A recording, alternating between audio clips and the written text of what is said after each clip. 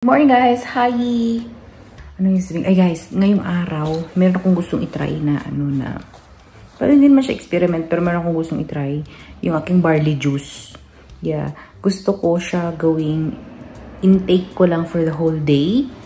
Like, hindi ako kakain ng kain talaga. Kasi sabi nila, maganda daw siya na i-take mo morning and evening, tapos good to go ka na daw. So, itatry ko siya. Yun ang iinumin ko ngayong umaga. And then, mamayang gabi, yun din ang iinumin ko. Kasi, yung barley kasi guys, is superfood na siya. Like, nandoon na lahat ng nutrients na kakailanganin mo. So, itry ko siya like, once a week, 2 times ko siyang gagawin per week hanggang masanay ako. Tapos, more on barley na lang ako, more on healthy living ako. So, yeah, yun ang itatry natin ngayong araw. We will see, okay? Kain muna ako mamaya ng something lang kasi pag breakfast kasi may pagkain kasi yung manggagamot ko yung doktor ko. So kakain na ako ng something and then yun na for the rest of the day, barley na lang tayo. Kung magko-coffee din naman ako mamaya, magba-barley coffee lang din ako. Like pure barley intake muna ako for the day. Then we will see kung kaya din naman. Hi guys! So alam niyo ba, di ba nag-inartik ako kanina sa vlog ko? Sabi ko pa barley pa ako everything and all. Hindi ko nagawa guys. Dami kasing ganap. Hindi lang barley ang hindi ko na-take guys. Hindi talaga ako nakakain. Hindi ako nakakain. So, umuwi ako ng medyo maaga. 4:15 na. Lulutuin ko to. Itong Shin Ramyun. Tapos mag-ano ako ng... Ano gawin ko? Magprito. Luluto ako ng ano yung guys? Yung ganun sardines. Prito ko ng sardines. Buto ko ng sardines na maraming sibuyas. Pero ito siyang cheese, guys. Oh, yung cheese. Pero feeling ko ayoko siya lagyan ng cheese. Boil water, add noodles, cook for 2 minutes.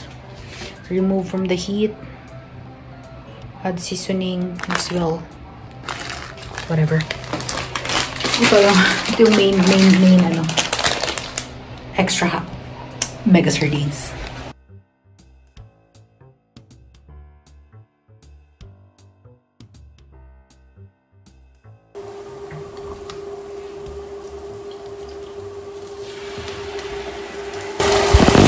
Yan lang yung isang dilata na dinala ko. Hindi ako nagdala ng mga corned beef, mega sardines. Kasi sobrang mahal dito guys. 15 reals. Tapos sa Pinas, samantala magkano sa Pinas? 15 pesos. Parang ganda yun. 20. Ito 15 reals. Dala ko guys. 4. Yung iba hindi ko na dinala. So, timplahan ko lang, wait. So, ang style ko ng pagluto ng ganito, guys, dry. So, ipa-dry pa talaga to. Bago ko ilagay yung egg. Tapos, yun ang partner niya, kampon. Gusto ko ng dry. Ayoko ng masabaw. Ayan na siya, guys. Dry na siya. Bigyan ko ng egg. Gusto ko medyo dry pa. Tapos, okay na to.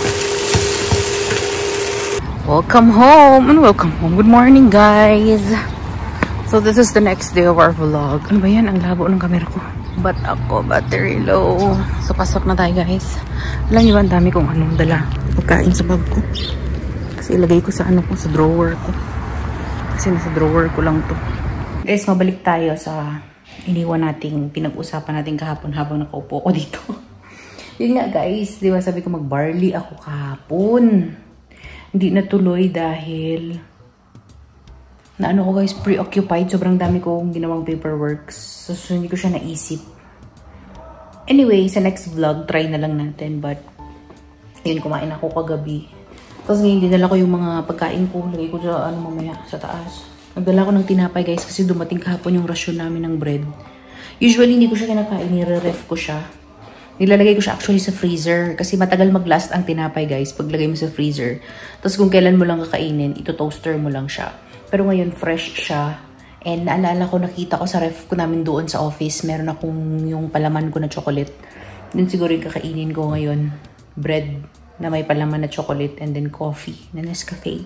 Hindi rin ako nakapag-coffee kahapon guys. Sobrang dami kong hindi nagawa kahapon. Yun lang yung kain ko, yung agahan, kasama yung mga doktor ko. Then the rest of the day, candy. Kasi talagang hindi ko na malayan, alas 2 na pala. Tapos hindi na din ako nagkape kasi total pa alas 2 na.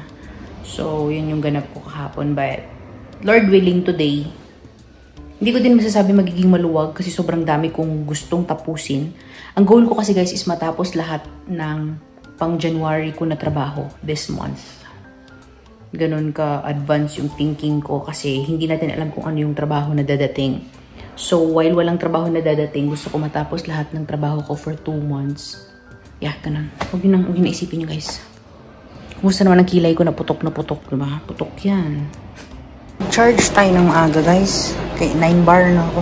Ay, ito yung sabi ko na ilalagay ko, i-refill ko yung ano ko. Kasi itong lahat ng foods na ito, nandun lang siya sa tabing drawer ko sa bahay. Wala naman akong planong magkakakain-kain. Next month mag-start.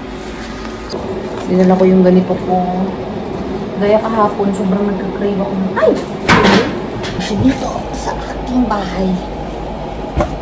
Sa totoo lang, wala ng space yung ano drawer ko guys. Wala siyang spasyo. Baka sa bagong pagkain. Yung mga tita ko. Ang kape kasi ko ng mga biscuit eh. Pero mga Ovaltinis ko guys. Lagay ko din dito. Tapos meron pa ako mga Oreo. May Hansel pa ako. Ilagay ko muna. Hi guys. So, medyo natapos ng maaga yung ganap ko today. And it's 12:30. Mag-ano ako. Mag-lunch. Not really lunch. Pero mag-inom ako ng coffee ko. Tsaka gawa ako ng tinapay na may tawag doon? Chocolate. Timpla natin ng kape. Wait lang guys, timpla tayo.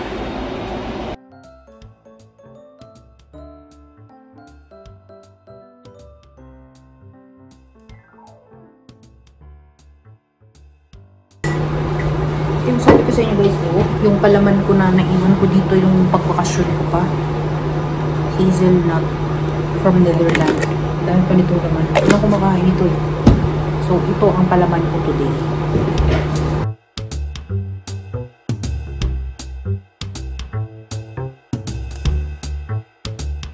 So, kain muna tayo guys.